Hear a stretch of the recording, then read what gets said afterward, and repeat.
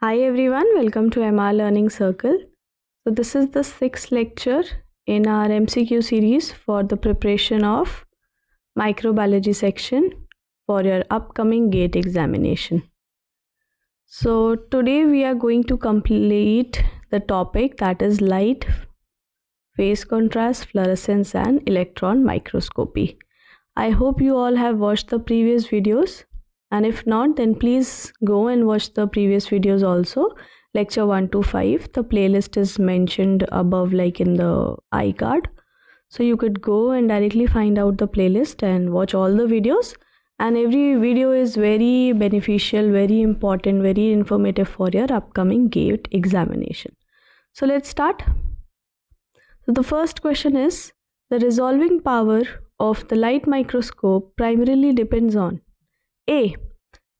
Eyepiece magnification, B. Wavelength of light and numerical aperture of the objective lens, C. Thickness of the specimen, D. Type of mounting media.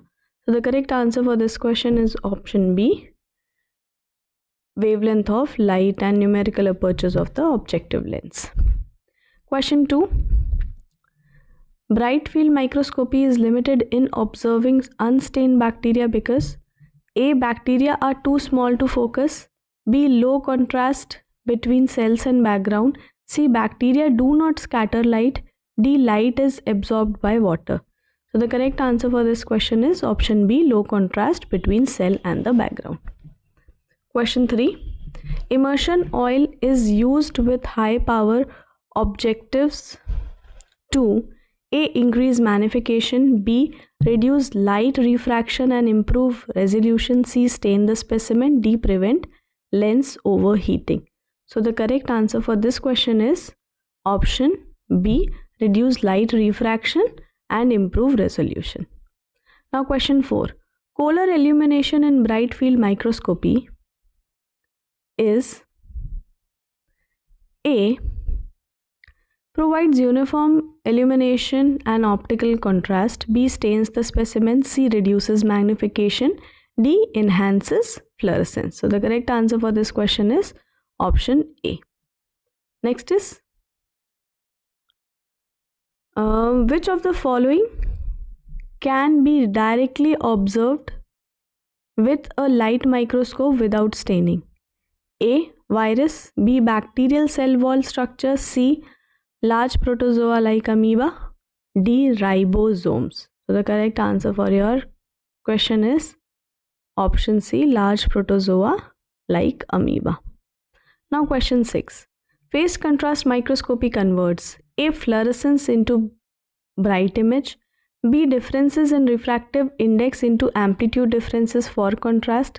C. Absorption into scattering. D. Lights into electrons. So the correct answer for this question is option B.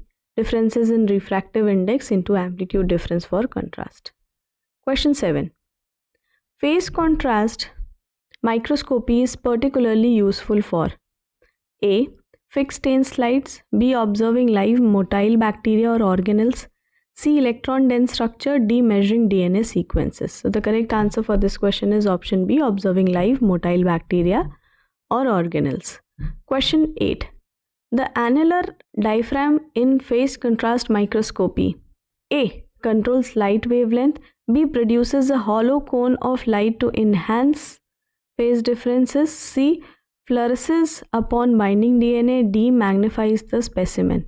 So the correct answer for this question is option B. Produces a hollow cone of light to enhance phase differences. Question 9. One limitation of phase contrast microscopy is A. Cannot visualize unstained specimen. B. Halo artifacts around dense structure. C. Low magnification. D. Requires fluorescent dye.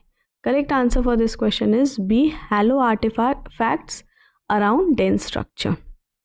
Question number 10. Compared to bright field microscopy, phase contrast microscopy dash A. Requires staining. B. Reduces contrast. C. Enhances contrast of transparent cells. D. Is unable to view live cell. The correct answer for this question is option C. Enhances contrast of transparent cell. Now, next question is question number 11. In fluorescence microscopy, visualization is possible because A. Cell scatters light. B. Fluorophores absorb light at one wavelength and emit at a longer wavelength. C. Cells absorb infrared light. D. All structure fluoresces naturally. The correct answer for this question is option B. Fluorophores absorb light at one wavelength and emit light at a longer wavelength. Now question 11. Direct fluorescent antibody technique DFA involves A. Enzyme linked secondary antibodies. B. Fluorophore labeled primary antibody binding directly to antigen. C. PCR amplification. D. Complement fixation. So the correct answer for this question is option B. Fluorophore labeled primary antibody binding directly to antigen. Question 13. The indirect fluorescent antibody technique IFA increases sensitivity because A. It uses multiple fluorophores on a single primary antibody. B. Secondary fluorophore label antibodies bind multiple primary antibodies. C. It avoids excitation light. D. Only binds nucleic acid. So the correct answer for this question is B. Secondary fluorophore label antibodies bind multiple primary antibodies. Now question 14. Acrid and orange staining is used in fluorescence microscopy to A. Stain DNA and RNA differentially. B. Kill bacteria. C. Measure cell motility. D. Detects protein. So the correct answer for this question is option A. Stain DNA and RNA differentially. Now question 15. A major limitation of fluorescence microscopy is a low resolution compared to phase contrast. B. Requirement for specialized fluorescent dyes and photo bleaching issues. C. Cannot view live cells. D. Cannot detect bacterial cell. Correct answer is B. Requirement for specialized fluorescent dyes and photo bleaching issues.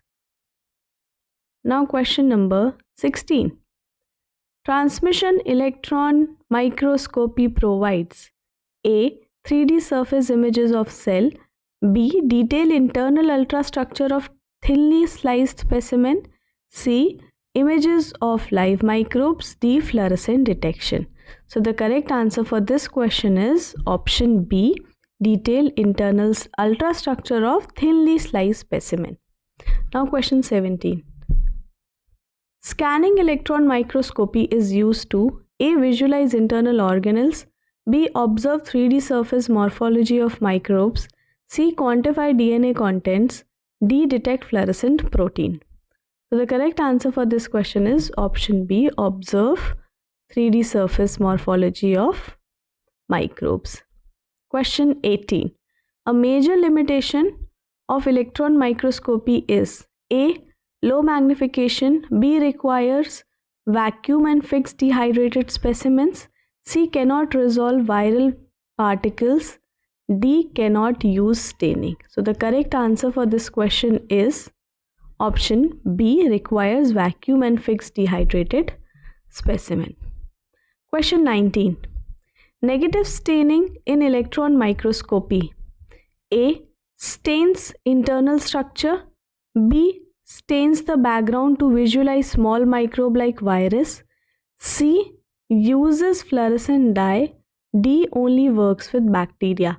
So the correct answer for this question is option B. Stains the background to visualize small microbes like virus. Now question number 20. Cryo-electron microscopy, that is cryo-EM, differs from conventional TEM because A. Specimens are imaged at room temperature. B. Specimens are rapidly frozen, preserving native structure without chemical fixation. C. Only surfaces are imaged. D. Uses light instead of electrons. So the correct answer for this question is option B. Specimens are rapidly frozen, preserving native structure without chemical fixation. So that was all for lecture number 6. I hope you find this video informative, and if you have learned something from this video, please like the video, comment down below for any doubts, any queries, and please share it with your friends and anyone who is preparing for your GATE Life Science examination. Thank you for watching.